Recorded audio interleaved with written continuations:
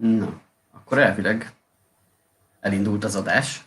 Na, Sziasztok, jó estét mindenkinek! jó estét, sziasztok! Köszöntünk titeket! Egy kirándulást, virtuális kirándulást teszünk a Isle of Harris Distillerybe ma este. A Isle of Harris Distillery a külső hebridákon található, Budapesttől légvonalban 2000 kilométerre körülbelül. És itt lesz ma velünk Peter Kwasniewski, aki a elég hosszú titulusa van, az International Business Director, Development Manager. Business Development Manager, igen, az Isle of Harris-nél, és ő fog minket végig kalauzolni szó szerint az egész lepárlóba, és egy kicsit majd a környezetet is megnézzük. Ugye, mivel elég messziről jelentkezik, úgyhogy előfordulhat, hogy lesz egy kis akadás, hogy technikai nehézségek miatt előre is elnézést kérünk. Itt már a próbák alatt is volt rá példa, ugye hát azért mégiscsak ott egy elég vad környéken van ő.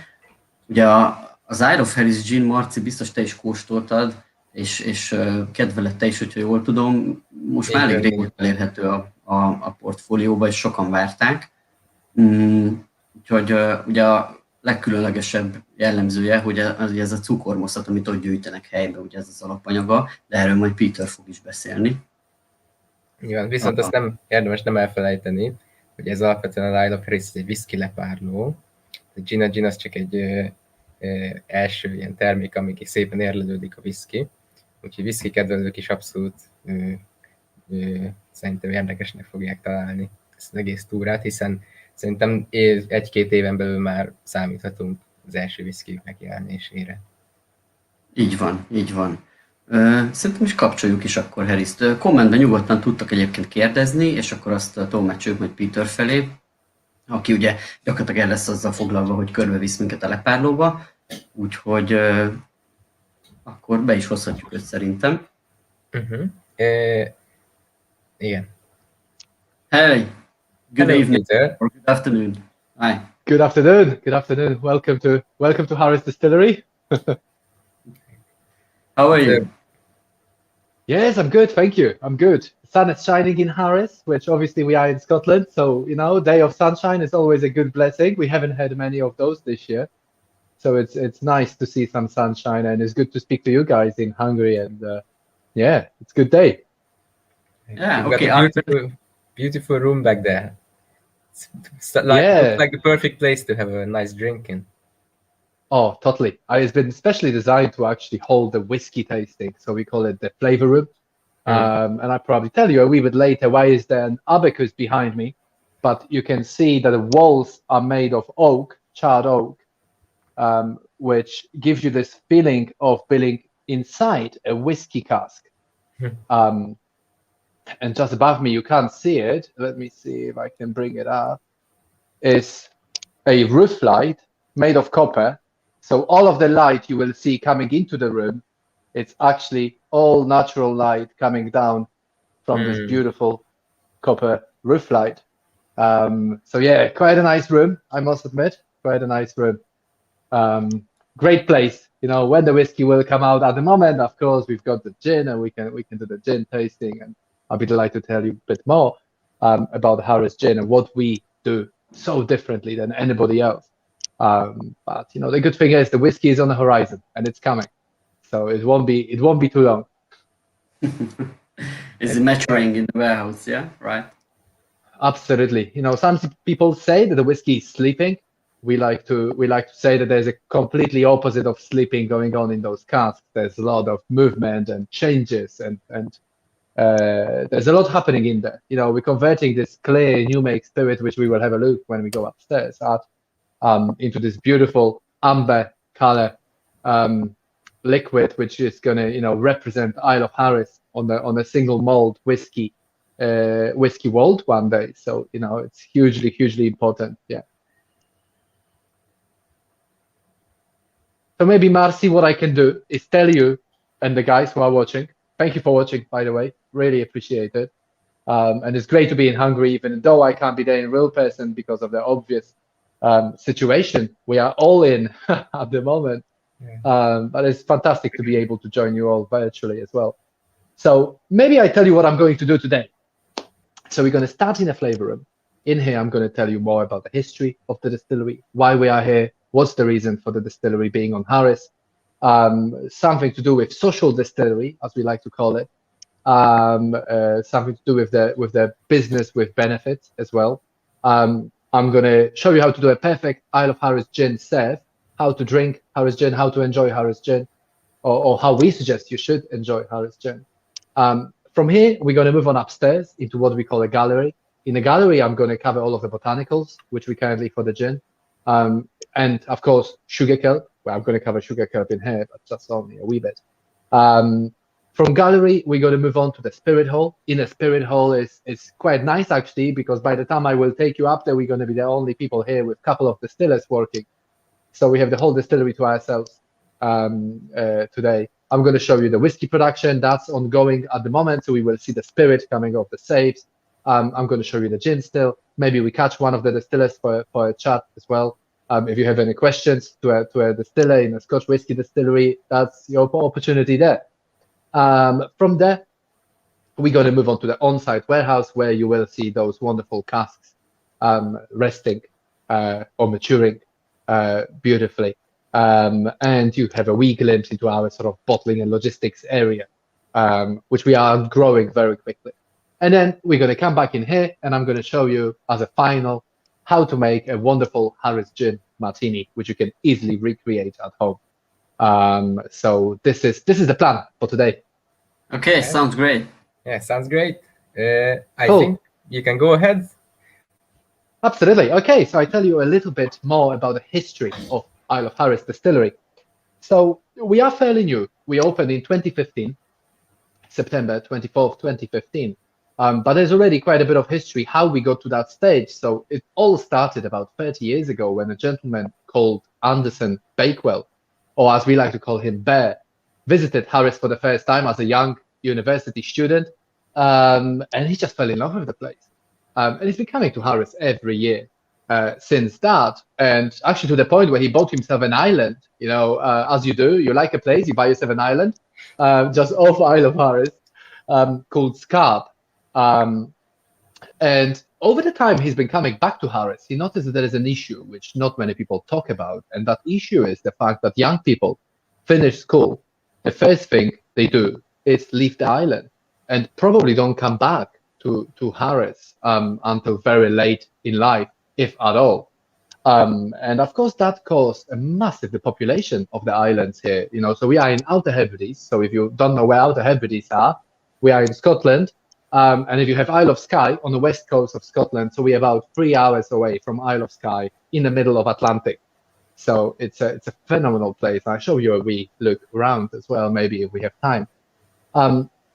So in the peak, there was about 5,000 people living on Harris. And at the moment, there's probably, well, last census, there was 1,916 people living here. So the decline was huge. What then Bear decided is, if I can see that change in 30 years, what's going to happen in 3, 4, 5 generations? There's going to be a big problem we're going to face here on the island. So he then came up with an idea of creating a business which is long-term, sustainable, providing plenty of employment for years to come. And of course, achieving all of those things from a business is very, very difficult. Achieving any of those things on its own is extremely difficult. Achieving all of them at once, pretty much impossible, some would say. And the idea of the distillery was born. If you look around us, we are in Scotland. We have the softest water in the whole of Scotland here in Harris. And that's because of the rock the island is built of. It's an extremely hard rock called Lewisianite. So the water physically cannot wash any minerals off that rock. So the water is extremely soft. We've got plenty of it. It always rains on Harris, so we're never going to run out of water. As much as we would love to have a bit of drought, even for a month, that'd be fantastic, but I don't think it's ever going to happen. The weather, the climate, as I said, we are in the middle of Atlantic, huge humidity in the air, a lot of wind. And I mean, 100 miles an hour wind is nothing unheard of in Harris. So that's 160 kilometers an hour. I've seen it a few times, and I've been living on Harris for about 7 years now. So it happens quite often, pretty much every winter. You will see 160 kilometers an hour. You can't all even... of those things. Well, genuinely, you have to actually lean down as you're walking because you will get blown backwards if you stand up straight. Wow. And yeah, I mean, a friend of ours who works here, she's actually one of our tour guides in the distillery. A shipping container, 40-foot shipping container, got blown on top of her car when she wasn't in it, thankfully, overnight. So yeah, you will see all sorts, boats being blown up, and all sorts of things like that. So ship being, blown off the cliffs happens, not very often, but it does happen. So it's interesting. It's never a dull day on Isle of Harris. And so we started with this idea of distillery. So then, of course, we had to come up with an idea where we're going to put it. Harris is a very interesting place when it comes to the geology. It's either all rock or all peat. So it's very difficult to find a plot of land which is suitable for building a building of this size and complexity. We were very lucky because we are where we are now, which is right by the ferry port. And it was an area which actually used to be a sea. It was filled in and then was sort of left for years with no use. And we thought, wow, it would be amazing to have this land here. So we then decided, absolutely, we can definitely have this area here. And we started to build a distillery. So officially planned to sort of open spring 2015. And we actually had to delay it to autumn 2015. It was over £10 million to build it and equip it. So it's a huge investment. We've got investors from all over the world, from people from Japan to Taiwan to America to UK, of course, as well. Nobody from Hungary at the moment. So it's been extremely, extremely successful. And we started with this idea of social distillery. You can see the building right now. We started with the idea of social distillery. So we are here for Harris. We are here for people of Harris. We are providing employment for years to come. And one day, hopefully, become this catalyst for a change. So other businesses will look at us and say, well, if they can do it so well, so can we. And we encourage people to come to Harris and start a business because it's a wonderful place to be based in. Yes, it's not always easy, but since when easy is rewarding, it's not. So it's actually you get something extra. Yeah, so one of the goals was to get back the people. Absolutely. Both the young people and all the people back to the island. Totally. Yes, absolutely. I mean, the business plan said by 2021, we will employ 21 people. Obviously, the COVID didn't help us a wee bit. We've lost a few people because they decided to move on to a different jobs. But at the peak, we employed, just before COVID, we employed 40 people in a distillery in 2019, where we said by 2021, we will have 21 people. So the business plan has been rewritten many times. We're seeing around 100,000 visitors to the distillery every year, on a normal year, of course. So it's an extremely popular place. And of course, when we launched, we always launched. There was 10 of us originally working for the distillery known as Talbot 10. I was very privileged to be one of those people. And when we decided we're going to open a distillery, of course, it always was a whiskey distillery. And then the idea came, actually, what are we going to do while we wait for this whiskey? And the idea came, actually, why don't we make gin? And this was before gin was so trendy as it is right now. We had a wonderful gin before it was trendy. So that's something to be proud of, I think. And we thought, absolutely, that's a very good idea for a simple fact that we can send something already all over the world for people to enjoy. And if this is what we can create in few days, think what we can create in a few years. So I think it's, extremely good for us, extremely good for the island, showcases the island, I think, in the flavor, showcases the island in the look of a bottle. So, Harris Gin. Some of you probably have seen the bottle. There's only a very wee bit of gin in it, so that's a wrong bottle to show. There we are, that's a better. So you can see the bottle itself is very special, but the content is where the magic is really happening. So when we decided that we're going to make gin, it was very clear for us that we are not going to make gin with just the standard botanicals. If we're going to make Harris gin, it has to be from Harris. Something has to be special to showcase the fact that it is, in fact, a Harris gin from Isle of Harris. So what we decided to do is employ ethnobotanist. Oh, I've lost you there for a second, guys. I don't know what's happening here. Can you still see me? Can you hear me? Yeah. Yep. So what we decided to do is employ ethnobotanists on the team. And okay, The winds. I'm having some. The winds. Yes, must be the winds. I'm having some. We're quite lucky today. There's not very many winds. Let me just put you here for a second. It seems to be an issue with my gimbal, so I will switch over to my tripod, and you can still see me. Okay, hopefully, it won't take us long. So we decided to employ ethnobotanists on the team, and the ethnobotanist job was to find us something from Isle of Harris, which makes the gin special, and nobody in the world ever used it before to make gin with. And we were very lucky because she came up with 3 or 4 individual botanicals, but then she went for a swim one day. And when she came back from that swim, she said to us, guys, I found it, I've got it. We thought, wow, you've been for a swim, what have you found? And it was a sugar kelp. So sugar kelp, as the name suggests, is a kelp, it's a seaweed. The seaweed grows all over the Outer Hebrides. And we've got a diver. How cool is this? We've got a diver who actually dives down, cuts it by hand, then we dry it, and then we use it for the Harris gin. Nobody ever used sugar kelp for gin before. So then we've got a kelp, sugar kelp. We've got juniper berries. What else do we need now to create this Harris gin? Extremely difficult, especially as none of our distillers ever did distilling before. So we've sent them all over Scotland to train as a distillers. And we decided, okay, I know what we're going to do. So we then approached Heriot Watt's University in Edinburgh, which is a university you can qualify as a master distiller and brewer. And we wrote this beautiful description of what Harris gin should taste like. Quite romantical, it should have this nautical flavors, the flavor of the sea. It should, showcase that nature of the island. Obviously, we can't distill from that. And with this description, then we went to Heriot Watt's and we said to them, okay, can you translate that into a physical recipe?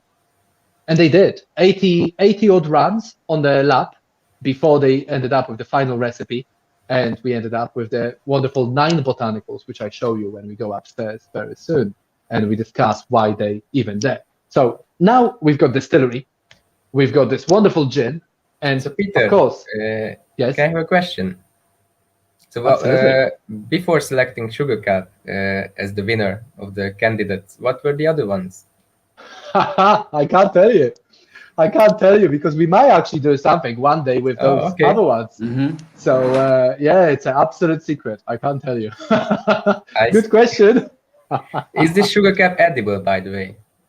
Absolutely. Yeah. I mean, it really is. What you can do with sugar kelp, and I did it before at home, is actually when it's dried, it's super hard. So you just put it and then you mill it, and then you can use it, for example, on your steak as salt. So it gives you this umami flavor. The nice thing about sugar kelp is, and you can actually buy sugar kelp salt in Harris and in Lewis, which is the island above us. What is really nice about sugar kelp is, as the name suggests, it's this sugar kelp. So it's sweet. And that's very unusual for kelp. So normally seaweed would be salty, super salty. It spends its life in the sea. Of course, it absorbs that saltiness. So sugar kelp is not only salty, but also sweet at the same time. And it's that sweetness and saltiness balancing together, which we really wanted from the Isle of Harris gin. So we've got this wonderful gin. We think it's wonderful. We haven't made it yet. We've got the recipe. We've got the distillery. And then, of course, came the time that we have to put it into something. And this is where the idea was born, of course, of the Isle of Harris gin bottle. So we didn't want to put it just in any bottle. Everything we do, one of our values in the distillery is enemies of average. So if somebody does it something, let's look at it and let's do it differently. Let's try to do it better. So we employed a company called Stranger and Stranger. And maybe I can show you the bottle a bit more so you can see it rather than just looking at me. So Stranger and Stranger. And their job was, come to Harris. How can you design a Harris gin bottle if you've never been to Harris before? and create something which is, you know, unique, something which showcases Harris in a bottle, in a shape, in a design. So if you look at the Harris gin bottle, you will see first of all this pattern. And this is like a beach on a low tide. After the sea has gone, it creates this beautiful pattern on the sand. And they actually, after a week, designed this bottle on a plane back to London, which is, I think, it's phenomenal. Every now and then we get somebody saying, "Oh, there's a fault with the bottle." You can see there's a little flat patch. Hopefully, you can see it. A little flat patch there. But what this flat patch is for is when you have your thumb and you're pouring yourself a gin, your thumb is securely sitting on that bottle without the bottle going anywhere. Of course, the best sound in the world. Yes. When you pull that cork away from that bottle. And of course, what we decided to do as well is go with a super premium cork, real cork from Portugal. So there's nothing synthetic here. It's the best cork you can possibly buy from Portugal, natural cork, and the hardwood from Scandinavia for the stopper. And if you're a sailing man or a lady, then we've got the longitude, latitude on the cork. You can always come and find us. Pretty straightforward. On top of that, we've got this beautiful turquoise blue color. And if you Google Isle of Harris beach, you will see why we have this color. The sea is crystal clear. There's very little pollution. So this is the color of the sea. And then you will see there's some writing on the base. And I don't know, can you see it? Is it coming from the bottle, or is it coming from the gin? I mean the color. The color. Gin is perfectly clear. There's no color in a gin. All of the color is in the glass in the base, and then it travels up. Let me actually show you. It's quite cool. So when you actually put it on the light, you can then see that beautiful turquoise color traveling through, you know, from the base up. But the gin is absolutely, as we say in UK, gin clear. So super, super clear. I'm a really big fan of the bottle. It's a super beautiful one. Actually, all of the designs of the Stranger and Stranger are really unique. That's why you can actually see I collect these compass box bottles just for the design, because it's super unique. Oh, I love compass box. I think they've got fantastic design on the. Also designed by Stranger and Stranger. Yes. Also designed. Yeah, absolutely. I mean, Stranger and Stranger are probably the most renowned design agency when it comes to alcohol bottles and labels. You know, they are very good. Not without a reason. They are doing an amazing job. By the way, so we have one question from Facebook. Which asks how many botanicals or plants or ingredients are used in the gin. And you already said it's nine botanicals, right? 9 botanicals, and we go through them actually when we go to the gallery, so you can see every single one, and I explain why we're using this botanical in particular. And there's been a lot of work which went into selection of those botanicals as well. So that's the reason. 9, absolutely. So I was talking about the writing on the base. So I don't know, can you see it? But it says esse quam videri. And esse, I don't know, can you see it? Esse quam videri. And it's Latin, of course, and it means be rather than seem to be. So be yourself, never pretend someone you're not. And it's our founder's family motto.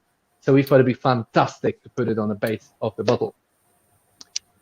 Okay, actually, I didn't notice it before, the writing on the bottle. Did you not? No.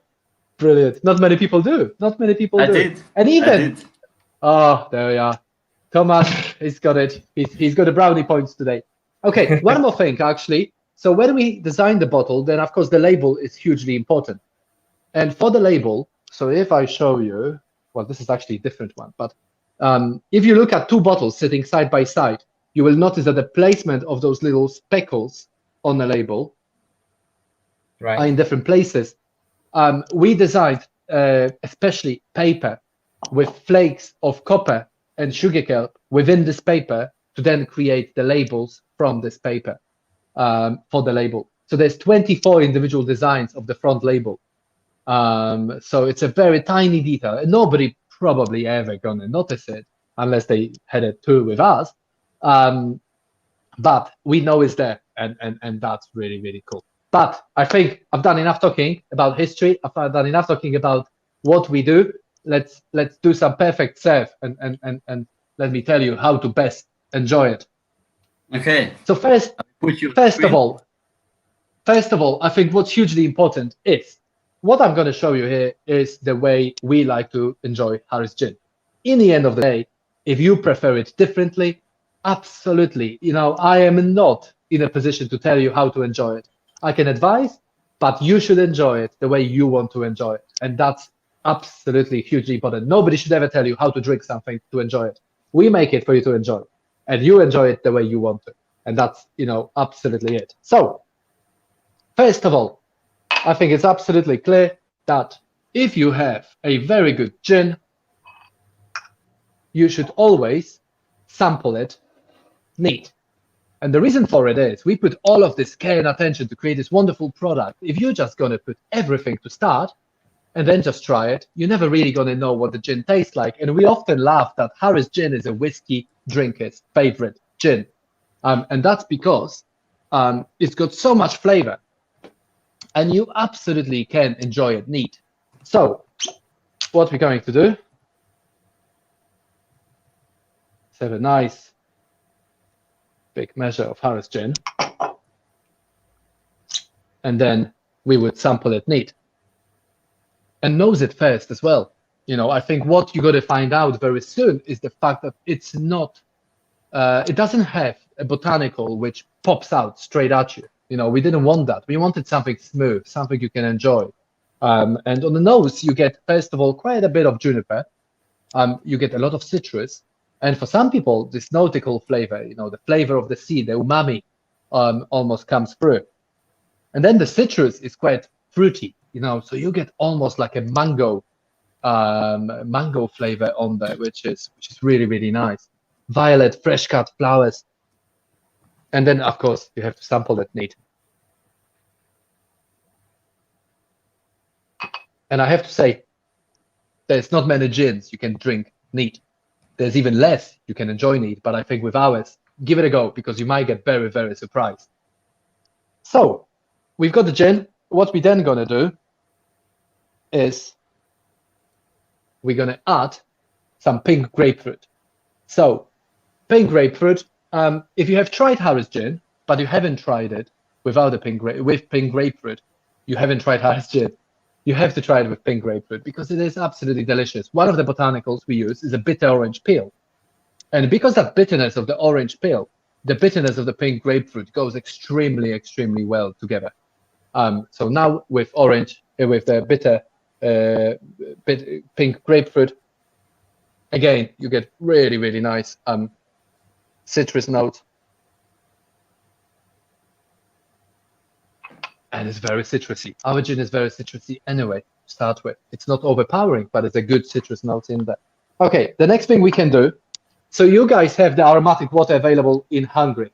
Yes, we have. It's available here. Yeah. Absolutely. So this is the trick to make a perfect Harris serve. So this is sugar kelp aromatic water. Now, as the name suggests, sugar kelp aromatic water. It's a steam distilled sugar kelp. So this is like your essence, super concentrated sugar kelp. And we thought, we think the right amount of sugar kelp into the gin. We do not want to overpower it with sugar kelp.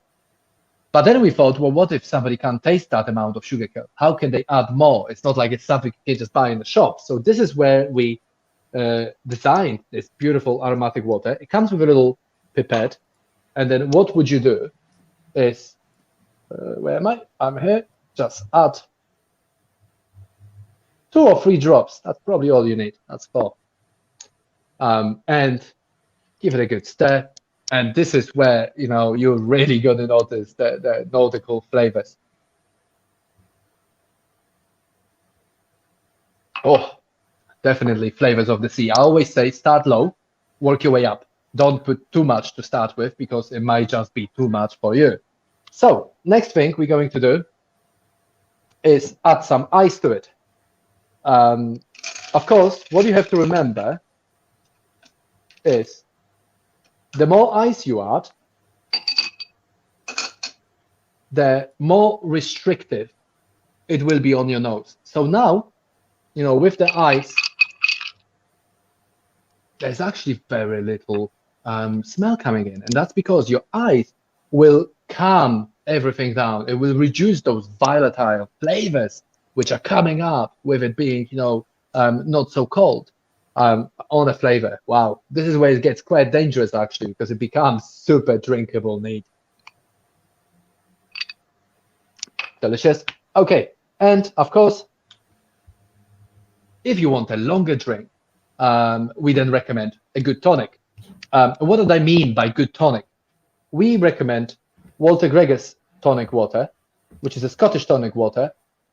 It started the same time as the distillery started. So they are based just outside Aberdeen. It's called Walter Gregor's. But what you want is, you don't want tonic which is potentially overpowering, because if you have an overpowering tonic, we spend all this time and effort creating this gin, which is so wonderful, neat. And then if you put this really strong tonic, you're potentially changing the flavor altogether. And what you want to do with tonic is complement the gin. Don't change too much of those flavors.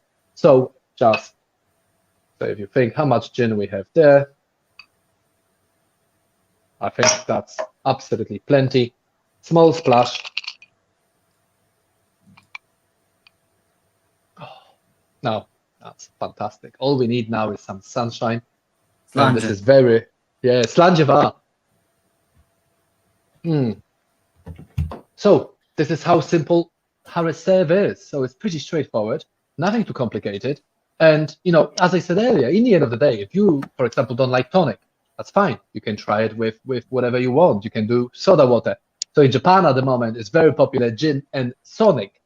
Sonic being half soda water, half tonic. Or you can do, gin with soda water. If you're the real purist and you don't want to introduce any new flavors, soda water have no flavor. You can just add soda water and make it fizzy, nice and cool. And it's a bit reducing the character, the character of the gin and make it lighter, I guess. Yeah, absolutely, absolutely. If you don't like pink grapefruit, that's fine. You can add lime. If you don't like lime, that's fine. I quite like it with some mint in it. Or you can even add some mango. As I mentioned earlier, this mango nose is there. It's quite sweet, fruity flavor. So why not add some mango instead? I mean, I've tried it quite a few times with mango and I found it really, really nice. Again, if it's not for you, perfectly fine. We understand, but try different serves as well. And, martini, king of cocktails, Harris gin is perfect for martini. And I show you why at the end, so don't go anywhere.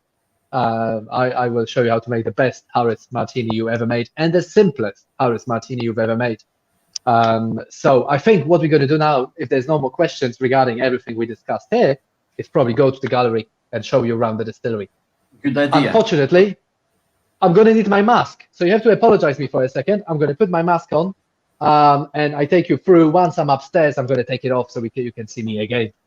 Okay, no problem. Közben megemlíthetjük egyébként, Marci, hogy Sugar Cap Aromatic Water, ez kapható nálunk is. Igen, illetve ezek a jó kis poharak, heriszes poharak szintén.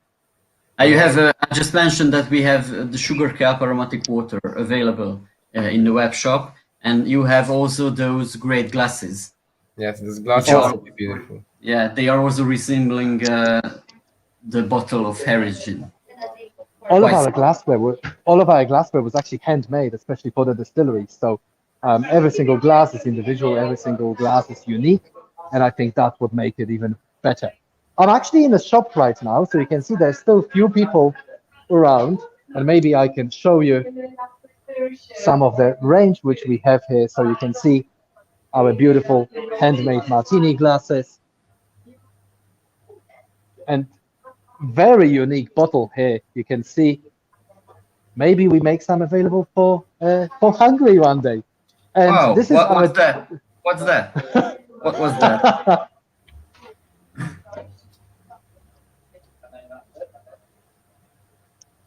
So this is what we call a Kaylee bottle. It's been specially handmade for us. It's a ceramic bottle, very limited edition. We will make them available internationally at a very, very small allocation per market. So next time you're placing order, guys, just let me know. and I will see what we can do. Each market have a very small allocation, so it could be for your, best customers, Great. etc. And this is our sugar kelp diver. So as you can see, very brave man to dive the Atlantic to cover the sugar kelp. All of it is hand dive. So Is we do not he affect. the only one? Is he the only one who is diving for sugar kelp at the moment? Absolutely. He is the dedicated sugar kelp diver. Okay. All of it is hand dived, hand cut. So we do not affect the environment around the island. It's a super fragile environment.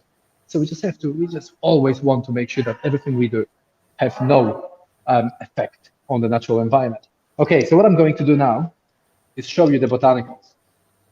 So let me see how we can put the camera so you can see me. Okay, so first of all, of course, to make gin, we need, oh, you can't see me. Okay, wait a second, let me just switch to my rear view camera. And then you will be able to. Okay. Can you see me? Can you see me okay? Yes. Yeah. Fantastic. Okay, so of course, first of all, if we're making gin, we need, what's that?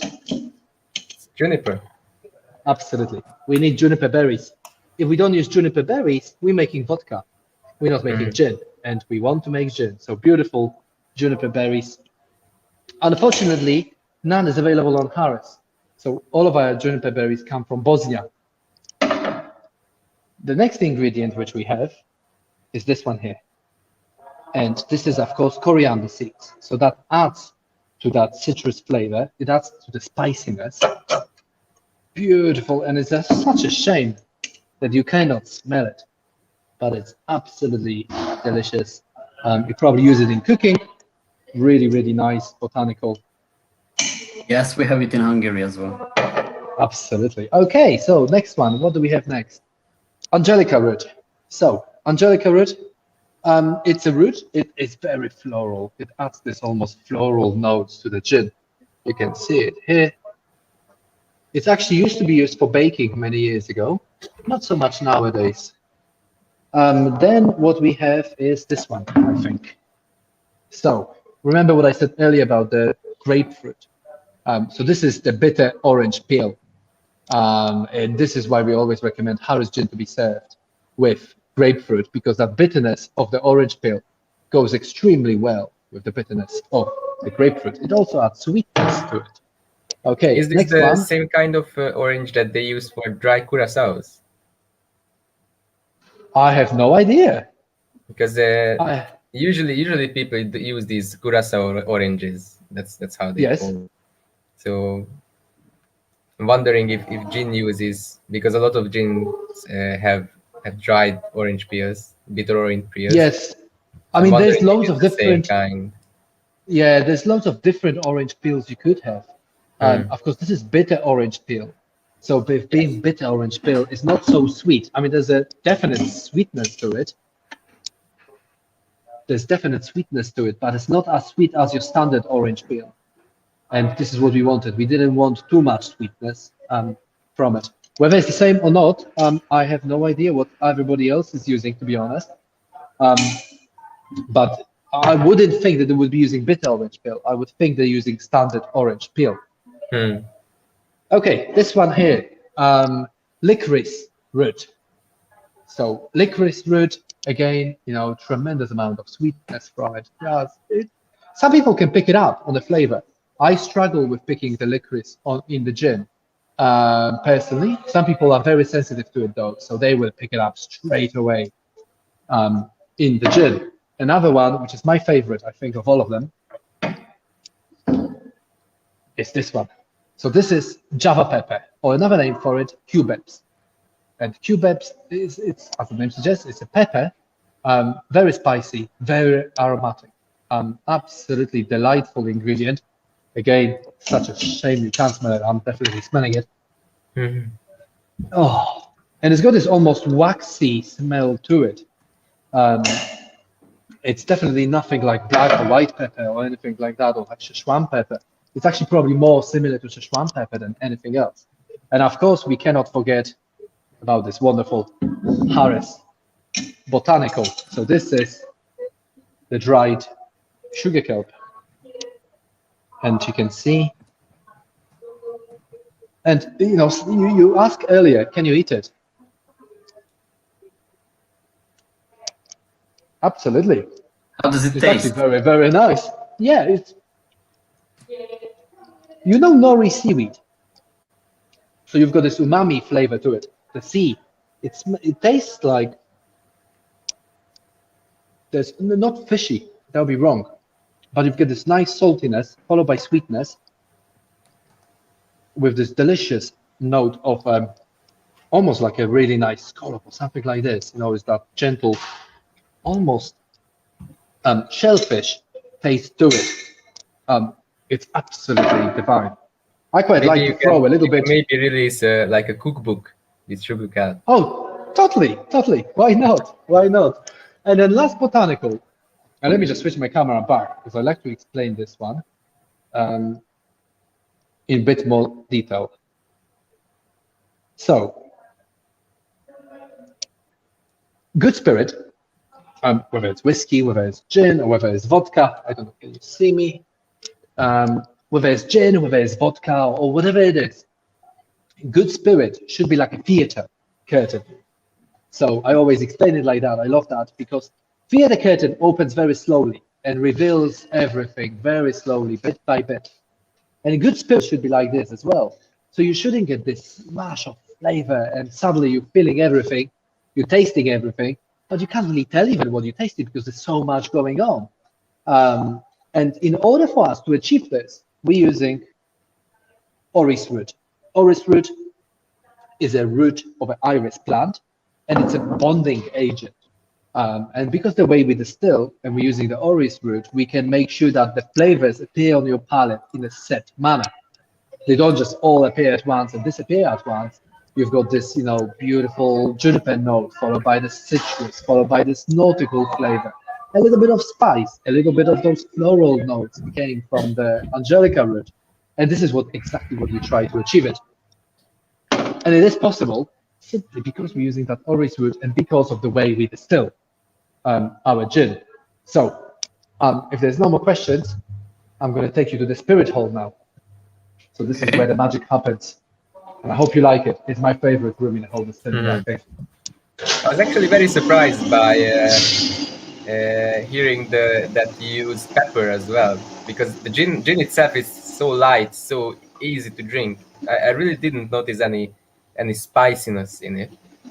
So yeah, I think there's a small amount, and some people are better with sensing it than others. There's tiny amounts, so you get a little bit of spiciness. Again, we didn't want too much. I wonder, can you hear me? There's a lot of background noise. There's a milk going on and everything else. Can you hear me okay? Yes, although it's much quieter than before. Okay, so I'm going to try to speak a little bit louder. So this is, let me switch my camera back again. So this is our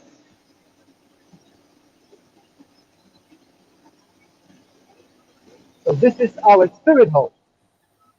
And you can see it's quite unusual setup for a simple fact that what we actually have here, everything is on the same floor. Where normally in the distilleries you'll be running around between different rooms, trying to figure out what's going on. With us, it's actually very straightforward because everything is on the same floor. We can see Phil is actually taking some samples from the mill at the moment. So let me run you through the process, how it works. So this is, of course, everything you see here, ignore this bit there, is to do with whiskey. Gin is created on the gin still, which I'll show you in a wee second. So whiskey, all of the barley, so of course we're making single malt, so we're using barley. So all the barley comes from the highlands of Scotland, and it drops into our mill. It's actually going on at the moment, hence it's so loud in here. From the mill, it goes into our mash tun, and we're actually mashing as we speak. You can see what's happening in here is the barley is mixed with hot water, and that hot water, the job of it is to extract the sugar within the barley, and then all of the liquids, you can see the liquids at the bottom here, which is where all of the sugars are. So we then transfer all of the liquids with the sugar, except for the barley, of course that stays behind, into the wash part. You can see the depth of them. So you think they're actually quite small. Well, they're not, because actually about 90% of them are underneath the floor. We decided to use the wooden wash parts for a simple fact that it's a more traditional way of doing it, but also because we're using wood, there's a lot more flavor coming into a whiskey. Is that made from Oregon pine? The wash parts, they are, yes, absolutely. And why they're made of Oregon pine is because Oregon pine, of course, doesn't have a lot of nuts in it. So you wouldn't want to have this precious liquid in here and a lot of nuts from which it could leak out. So our fermentation, it's quite long. Well, it's actually very long because it's between 3 and 5 days. And what we are hoping, because of that long fermentation, is to have a wonderful fruity flavor in our whiskey, which we are already definitely sensing. And again, I really wish you could smell it because it is wonderful. This one's quite fresh, but let's see. Let's look at some others. So of course, what's happening here, we adding 8,000 liters in here of that sugary water from the mash tun. We're adding the yeast. And while we add the yeast consumes the sugar, and then sugar becomes an alcohol as the yeast consumes the sugar, and the byproduct of it is alcohol. And then we move it into the wash still. As you can see, our wash stills are absolutely gorgeous. They were made by Freely Brothers in Siena. And what this means is that we were actually the first distillery in Scotland to produce Scotch whiskey with an Italian still. Since then, they've been actually producing quite a few. But what's happened here, we add the liquid, we close the lid, we apply heat, and then the vapor starts going up into the condenser unit, and then into the spirit state. And you can see the alcohol coming off. So after Scotch whiskey is twice distilled, hence we've got the wash still and the spirit still. And this is our spirit still, so absolutely beautiful. Still, again, same principle into the condenser, and you can see the beautiful crystal clear new made spirit coming off, almost like a heartbeat in a way. So gentle and so slow. And you can see actually, we can do a little reading. So you can see this is a reading here. We can see that it's just below 70% ABV. 70, yeah. Yeah. Very, very So, good to see. And you can see how clear it is. It's absolutely wonderful. So from here, we then decide the cut, and we then move it into our on-site warehouse where we go next, but I'm going to show you the gin still. What's important to notice is the fact that with whiskey, you keep the heads and tails. With gin, we don't. And this is what helps us create this beautifully smooth gin you all know and love. So I think what we're going to do is we're going to go and see our distillers in the gin still. Hi, Dol. I'm good. So Dol is our distiller here. You can't hear anything, of course, because I've got headphones on, so Dol can't hear us. But he's our guru when it comes to distilling. So you can see our gin still. So maybe you tell us more about the gin still. Dol, how do we do it? Some Guinness, 3 jugs of Guinness, half of berries,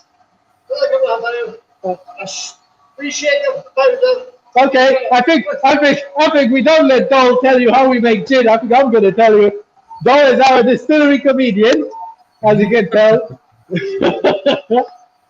So there's actually distillation going on at the moment, and you probably can see a little foaming going on in there. So our gin still, as you can see, very, very small. Oh, there we are. Dol is going to help us with the torch to have a look inside the still. Yes, we can see some liquid with the botanicals on and with the foam. Yes, absolutely. So there's a wee bit of a foam on the top. So what's happening in here? We put some grain neutral spirit in the still. And then, I don't know, can you see, we have those little bags in the back. And those bags, with all of the botanicals, go inside the still. So we do not use the basket like some distilleries do. We actually drop the botanicals in the still. They've actually been macerating already for 24 hours. And then the vapor goes up through the neck and into this tiny condenser unit. And then it comes out as gin. And we can see at the moment, well, we're very well timed with our alcohol strength here because we are just below 70 here as well. But you can see how small it is. You know, this is my hand. How small this is. And this is why we always say that we are a whiskey distillery which makes gin. We are not gin distillery which makes whiskey. So you can see this beautiful, crystal clear Isle of Harris gin just rolling off very, very gently and very slowly. And as I said, we do not keep the heads and tails, which makes the gin extremely smooth. And this is a really unheard of process, actually. Not many distilleries don't keep the heads and tails because it's so expensive, of course. I'm going to show you the view we have. So beautiful day in Isle of Harris. You can see we are right. Very rare. Right, very rare indeed. You can see we've got a marina just in front of the distillery. So if you sail, you can sail to Isle of Harris. There's actually a lot of work going on in here, which the island is being so popular that we need a bigger ferry to come into the port. And in order to take the bigger ferry, we need a whole new port now in Harris. So the port is being built. So then more and more people can visit the island. And you can see some of our casks as well. So you can see our bourbon casks, which we're using. And in the distance, there's some sherry casks as well, which is a sherry butts, which is what we're going to do with the whiskey. So I think what I'm going to do, I'm going to switch the camera over back towards me. And I will, unless there's any questions, feel free to ask questions. I'm going to take you back down and we're going to go and see the casks. Now it's quieter. So yeah, it's beautiful spirit hall and it's quite unusual, as I said, to have everything on the same floor, but fantastic when it comes to explaining how the whiskey is made. I think that, you know, spirit hall is actually very good. For somebody who, for example, never been to a spirit hall before and try to understand how this process works. I think this is really, really nice way of doing it. Okay, so is there a chance of you releasing your new make commercially? Because no, there definitely isn't. No, we thought about it, and actually, we don't think there's any benefit in releasing the new make before it is matured to be. Let me just put my tripod down. We don't think there's any benefit of releasing the new make spirit. You're gonna have to wait for that special Harris whiskey. There's nothing being released in the middle of it all. It's a top secret, and we're gonna let you know when it's available. And there won't be a lot of bottles. You know, we absolutely always talk about it. It's going to be special, and it's going to be very limited. We currently export to 24 markets globally, from New Zealand to Australia to Mexico to Singapore to Hong Kong to Hungary, of course. We recently appointed USA, so you know there's not going to be an awful lot of bottles. So stay in touch with WhiskeyNet because those bottles are going to be absolutely priceless. And yeah, we're gonna make some available for Hungary, but how many is extremely difficult for us to say right now because we still don't know when we're going to release it. Oh,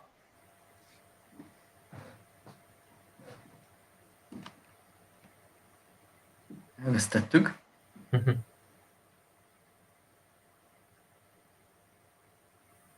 Kis technikai szünet.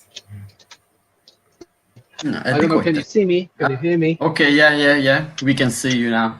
We just lost you. For a second, yes.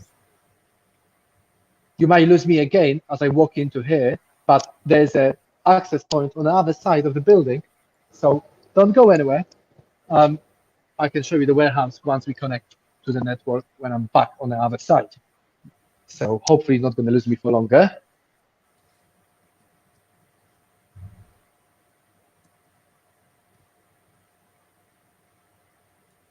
Okay, addig visszaváltom a I képet. think Okay. Now I think we now we it's should be perfect. we should be reconnected.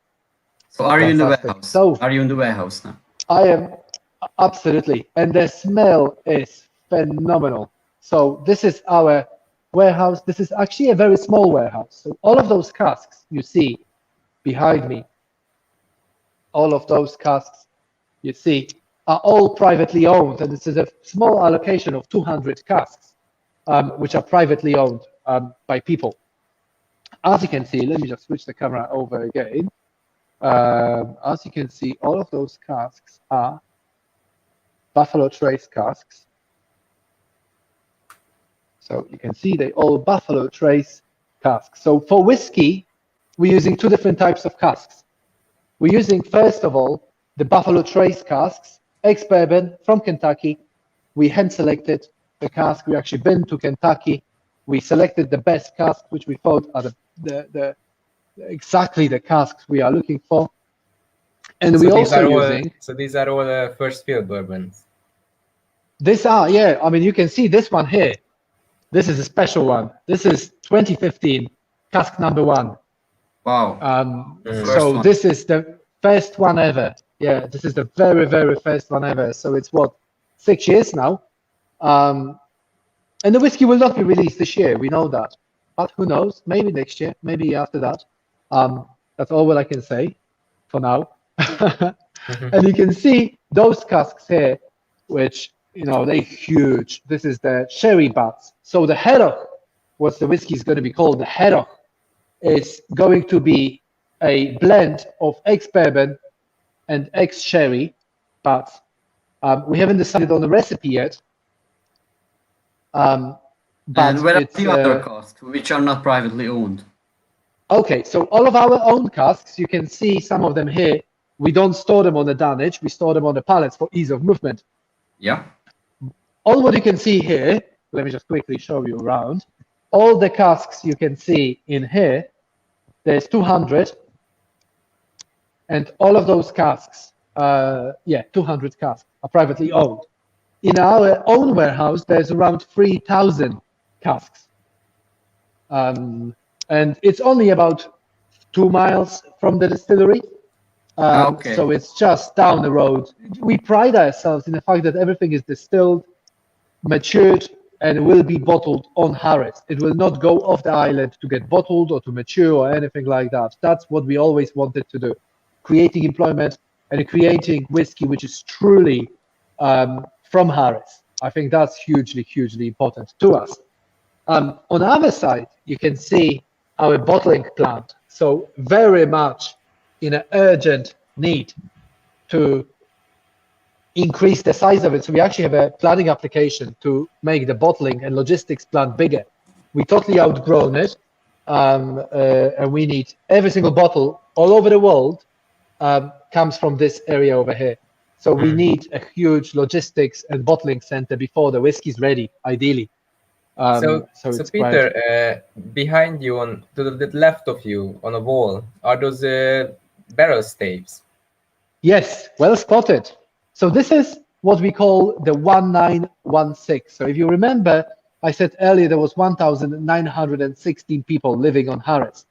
And the first release of whiskey, which already have been sold, that's the very, very first initial bottling, is here. And as part of it, you get your name on a stave. You get a beautiful handmade book, and there's people from all over the world on here who actually have either the stave or even few staves. from all over the world. I have to check, do we have any staves from Hungary? I will have to have a look. So you get a beautiful handmade book.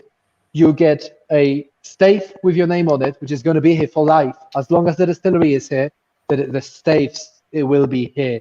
And as you can see, they made of a little, staves from the barrels, and they actually creating a wave going through the wall. And of course, when the whiskey will be ready, this will be the very first people in the world to ever have a bottle of Isle of Harris whiskey. It's been sold out for probably a couple of years now. I'm very fortunate because I've got one, but there's an awful lot of people who missed out on the opportunity, unfortunately. So if you have no more questions here, I'm going to take you back into the wonderful tasting room. Okay.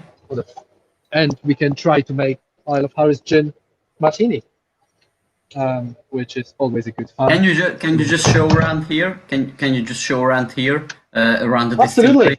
distillery? Absolutely. Let me show. It's very nice weather around. there. It's not. Let me take for a quick spin round the distillery.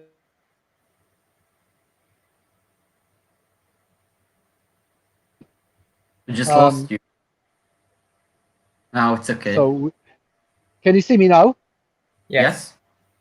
Absolutely. Okay, fantastic. So let me take you around the distillery. So as you saw, sea is just over there. This is our distillery.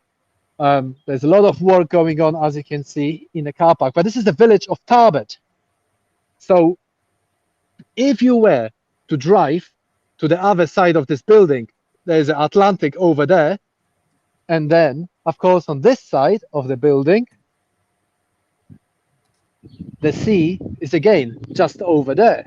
And Tarbet is actually old Viking word for where the two seas meet, or where you can drag your boat across the sea, the land. And you can see the design of the building as well.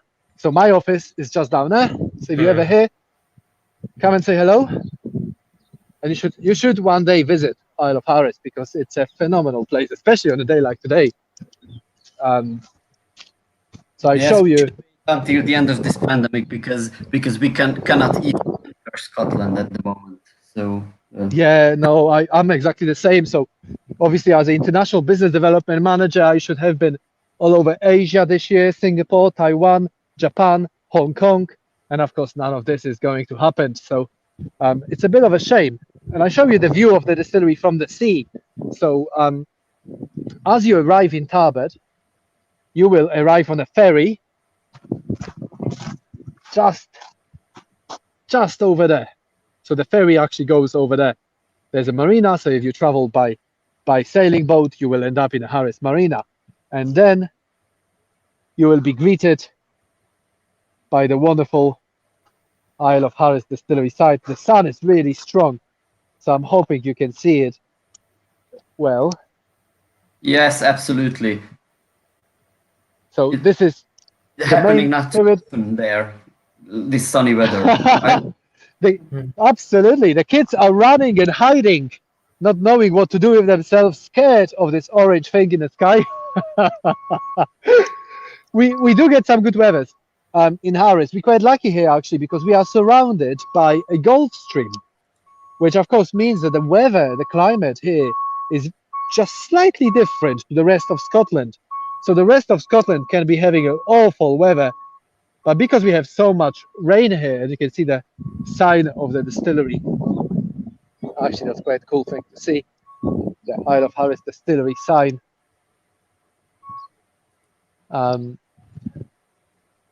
Because we get the Gulf Stream around Harris, it actually is really warm in the summer. And by really warm, I mean, it rarely snows.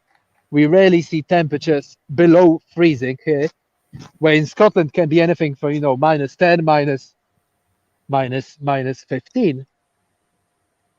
Up here in Harris, we rarely see temperatures like this. It may go to -5. I don't think I've ever seen. +20? Do you have 20 degrees? Oh, absolutely. I mean, last year or the year before, it got to about 25 degrees. So when you're in Harris in 25 degrees, I mean, there's no better place in the world. It's phenomenal. It really is phenomenal. It's the turquoise water. We have beautiful sandy beaches. We wish it was more often 25 degrees. I mean, we wouldn't do much work. We would just close the distillery and go for holidays, I think. But it's phenomenal place. You might look.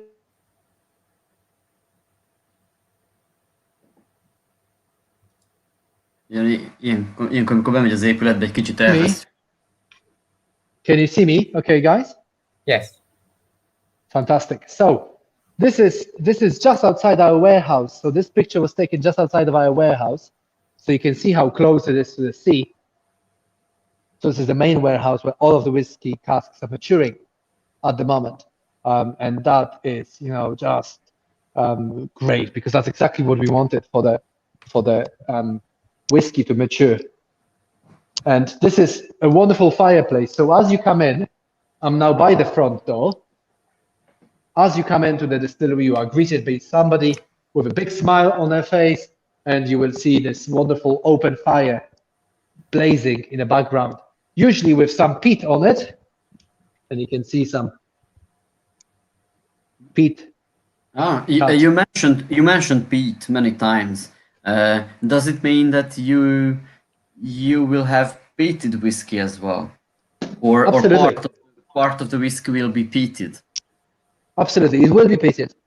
It will be about 15 parts per million. And let me show you actually quite a cool photo. 15 ppm.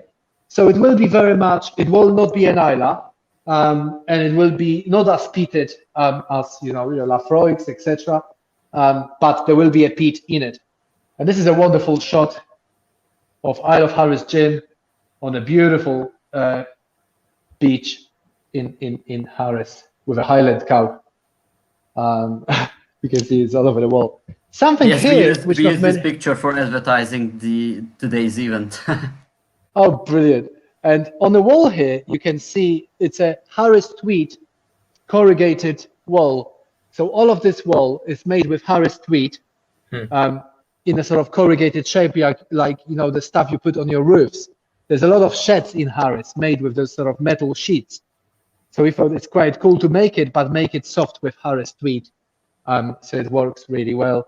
And let me show you the display. It's actually famous. It's very famous. It's world famous, absolutely. I mean, Harris tweed is probably the most recognized fabric. You can see most famous fabric. Yeah, well known. You can see the wonderful Harris gin bottle with some light. You actually get a lot of the color coming through now.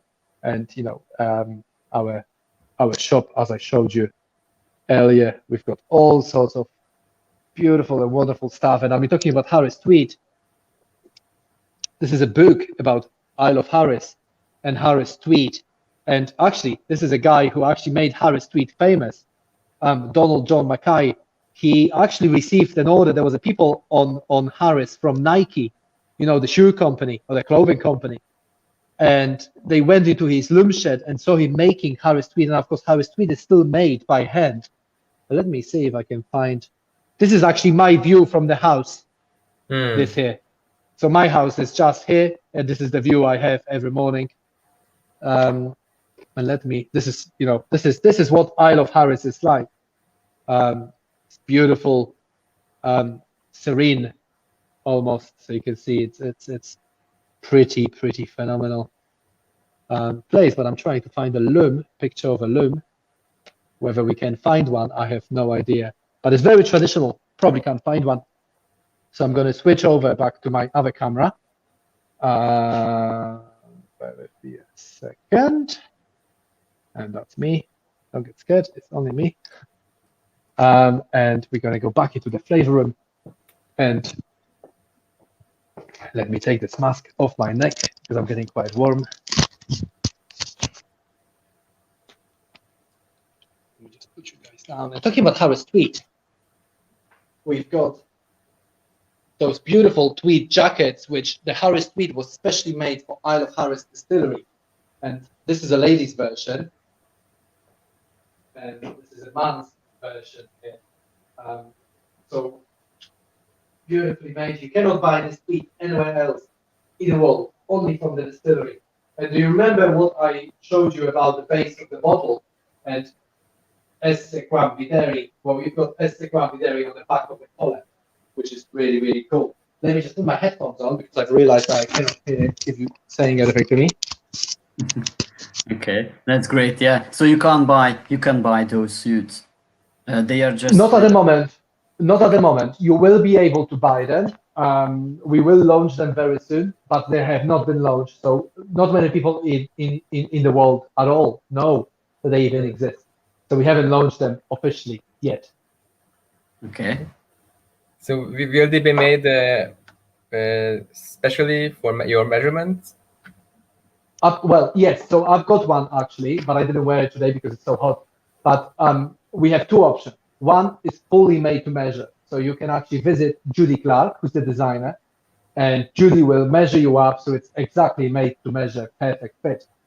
Or the ones we will launch are still made to order, but they come in a standard sizes. So you can have a longer sleeve, shorter sleeve, but they come in standard sizes. It's just a made to measure. It's such a long process. We thought you still will be probably about 4 weeks wait for this one to be made. But made to measure, you're looking at about 12 weeks, which is a long time to wait for a jacket. So I think it's time for a Harris Gin Martini. Let me just grab a drink myself. Not gin, unfortunately. So, love a martini. Martini, king of cocktails. You know, we've all heard it. James Bond loved his. Never shake a martini. First of all, let's start with some truth here. You do not shake a martini. Martini should be stirred, not shaken. Why did James Bond say he wants to shake it? Well, because he's a rebel. He wanted to do it things differently than everybody else. Don't shake Harris Gin Martini. Stir it. So my ice melted in here because we've been gone a wee while. But how are we going to do it? Let me just drain some of the water. So I've got this jug here with ice. And what you're going to do, you need a good measure of Harris Gin. So I'm going to use probably couple 100 mil, let's say 100 mil of gin. Couple of ways you can do you can do a martini. You can either freeze the gin and then just do everything else as I'm doing, except for the cooling the gin down, or do it the way I do it, which is we've got a jug, move it away, bring it down. So you can't see me now. There we are. So if you freeze your gin, of course, it's going to be very cold. That's fantastic. That's what you want. Harris Gin or gin for a martini has to be super cold. It's a long drink. You're not going to down it anytime soon, so you might as well enjoy it when it's super, super cold. But because you are freezing the gin, you're not mixing it with ice, you're actually keeping the original strength of the gin, so 45 ABV, which is very, very strong. So there's a very good saying when it comes to a martini. I like a martini, 1 at the very most, 2, I'm under the table, 3, I'm under my host. So you take it easy with a martini. And, you know, one of the most famous places in UK, in London, is Duke's Bar with Alejandro Palacio, who's very famous for his martini, and he makes Harris Gin Martini. He will only serve you 3. Very unlikely anybody ever gets the 4th martini because it's just so strong. So what are we doing? We've got ice, we've got a good measure of gin, and then we're going to stir it. And what you want to do, you're thinking, how long can I stir it for? Well, I mean, this is a very cold jug, but normally you put ice in it, you put gin in it, and then you stir it so the jug becomes freezing cold to touch, and your gin actually becomes almost thick. The viscosity of it will go so thick that when you're pouring it, you can actually lift your jug quite high up. And I love doing this. So I'm not going to stir it for the right amount of time here because we simply don't have time. We'll probably do it for a couple of minutes, but you get the idea of what we're doing here. Okay, so we've got our gin, it's cooling down. I'll keep stirring it, even though I'm not, but for the purpose of the exercise, I am stirring this gin. In the meantime, I had a glass martini glass, beautiful Harris gin martini glass, so especially handmade for us. And I had some ice in it. As you can see, it's turned partially into water now. So we've got a glass, it's absolutely freezing cold, hugely important as well. So keep some ice in it, stir the gin while the ice is sitting in your glass. So normally you would use vermouth to create a martini, and that'll be your, your dry martini. Well, what I'm going to do today is a super bone dry martini. For the purpose of this, we're going to use, you guessed it, Sugar aromatic water. Yeah. Absolutely. So what we're going to do is we're going to take the pipette and we're going to run the aromatic water around the glass. And you don't want a lot of it. We only want a small amount, of course, just one pipette, more than enough.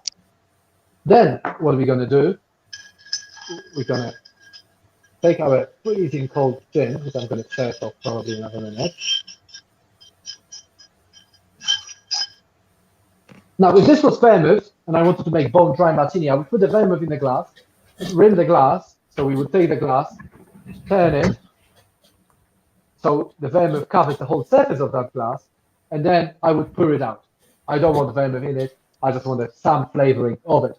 And the good thing about martini is, with the smallest changes, you can create the biggest impact in the flavor. So, we've got our gin, it's super freezing cold. What we're going to do now, let's move it slightly away, is we're gonna, and you can see how the gin pours in here. It's super thick. So this is now our Harris gin martini, but we haven't finished yet. So earlier we served pink grapefruit in our gin and tonic.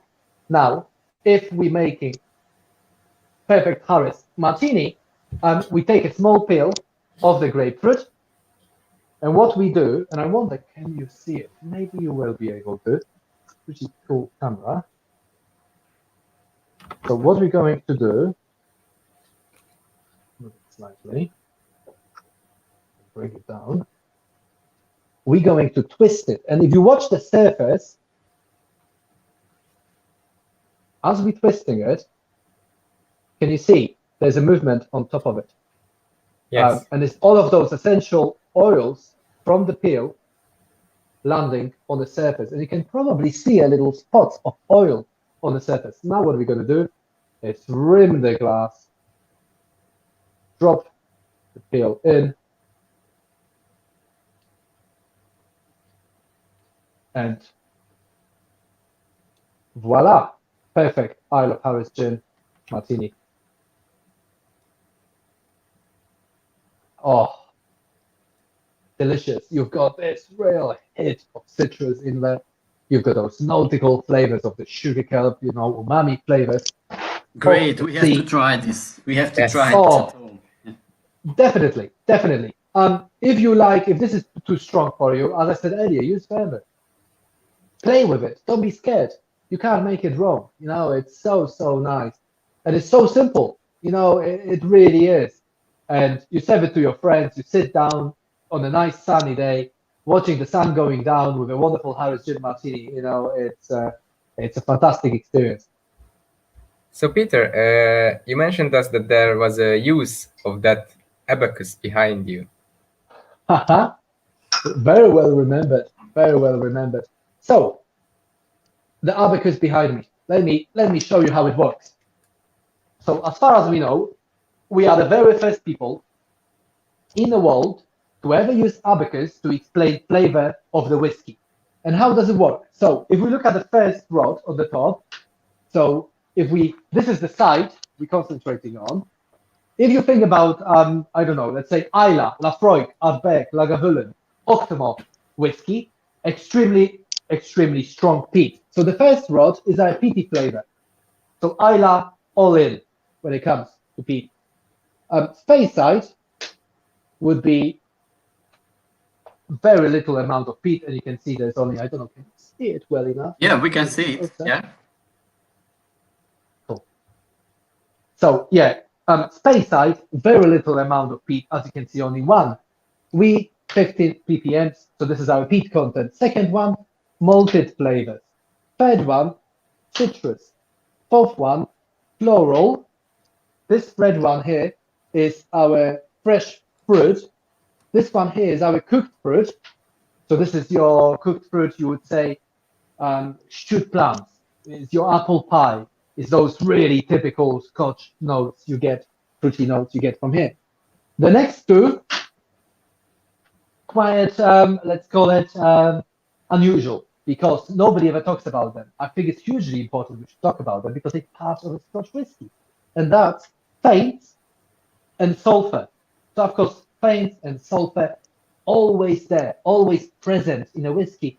And they're not seen as positive, but they are, because this is what makes Scotch whiskey Scotch. You know, it's not your bourbon with sweetness. There is this bite to it. And sulfur certainly helps with that, because those sulfur will turn into those beautiful fruity flavors as well. But it also adds this bite. We don't add sulfur to the whiskey. Of course we're not. We're never going to add anything artificial. We're never going to color it. We're never going to chill filter it. It's all fully natural. Sulfur comes from the fermentation. So when we went upstairs, you saw the wash packs. During the fermentation there, sulfur appears as a byproduct. And it will always be in a whiskey, always. You never remove it. So if it's there, one of our values, open, straight, and true. Let's talk about it. Let's not hide it. This one here, let me just bring it down slightly. This one here is our caramel. So this is your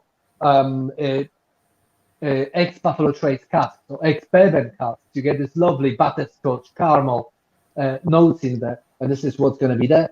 Last is our sherry. So of course we're going to be using beautiful Oloroso Spanish sherry casks from Spain as part of the maturation. We're not going to finish our whiskey in sherry casks. I think that's important to note. We are maturing in sherry casks for the same length of time as we're maturing in a bourbon, which is the old school way of doing it, and it's an expensive way of doing it, but it's the right way of doing it. And then marrying together. Absolutely. And maybe even, after we marry them together, probably spend some time together and then put it in the bottle. We still have to come up with a recipe. So, let's say it's going to be, 10 bourbon casks to one sherry cask or something like that. We still don't know that yet. So we're working on that as we speak at the moment. So have you had the chance to taste it as it matures? Oh, absolutely. Absolutely. We tasted from 3 years old. We tasted it every year. Up to 3 years old, it's very difficult to taste it because it's changing very rapidly. There's a lot of changes going on. After 3 years, it calms down. Those changes are happening, but they're not as radical as when that new make spirit is so new in those casks. So yeah, absolutely. Absolutely. Can you describe the taste using the abacus? Oh, totally. This is exactly it. Exactly it. So the way I did it for the Harris whiskey. So peat, malted, citrus, floral, fresh fruit, cooked fruit, faint, sulfur, the butterscotch caramel, and then the sherry at the bottom. So this is what it's going to be. This is what we're hoping it's going to be. It's pretty phenomenal the way it's maturing at the moment. We are extremely happy with the maturation. We think it matures a lot quicker than we anticipated. As I said, we started in 2015, so it's already 6 years old, but it's not going to be this year, 100%. So we waited. That's great. This abacus it's a very, very unique way of explaining flavors. Absolutely. And I think it's really, really easy as well, isn't it? It's quite easy to understand the flavor using the abacus rather than using the spider diagram. I mean, we call it spider diagram. I'm sure. Or a flavor wheel. Yeah, definitely. I mean, that's much easier to understand than spider diagram or the flavor wheel. If you've never, sort of had anything to do with whiskey, this is the way to look at it. And we can talk about pretty much any whiskey. We can just replace those colors with different ones and say, well, let's talk about other whiskey now. It works really well. So we're the first people. And Peter, what do you think? Maybe you have tasted already those new whiskies from the Western Highland region. Is Harris whiskey gonna fit into the profile of the Western Highland whiskies? The good thing is, guys, and that's the absolute truth here, that we don't have to fit into that profile. The good thing is we don't have to, because we are in Outer Hebrides. This is separate from the west coast of Scotland. We are off the west coast of Scotland. So the good thing is that we can actually create something which is quite unique, and that's the idea here. It's not going to be radical, but it's going to be quite unique. We want this something. It's a bit like our gin. We wanted something special, and I think we're going to achieve that with our whiskey, which is a lot more difficult to do than with gin, because you still work with 3 ingredients: water, barley, yeast. That's it. You can't. I mean, yes, you can add colorants. We're not going to. So I think, yeah, we're in a very good position because we have the ability. Isla, if you're on Isla, you have to make a peaty whiskey. If you're in Speyside, you would stick out if you make a very peaty whiskey. You have to make it quite mild, So we are in a good position where nobody made Harris whiskey before, so we can do whatever we want, and nobody can then say, well, this is not West Coast. Yeah, that's true. So it's a fantastic position to be in, to actually have that freedom to create something never been created before, and nobody really knows what to expect. Well, except you guys. You now know what to expect because I showed you. And are you using? Do you have a local barley in Harris, or are you using Scottish barley from anywhere else? Or from So of course with barley we have a problem. As I mentioned earlier, we've got this huge winds. We've got this weather, which at the moment beautiful. It probably won't be by the end of the week. Usually by the weekend it's raining. That's usually how it happens. So we can't really grow barley on Harris. We've tried, but it failed. You don't get the consistency, and that's something you really need when you're making whiskey. You need that consistency. Yes. And if you set to do it with your local barley, you have a hard task to do if you're living in Harris.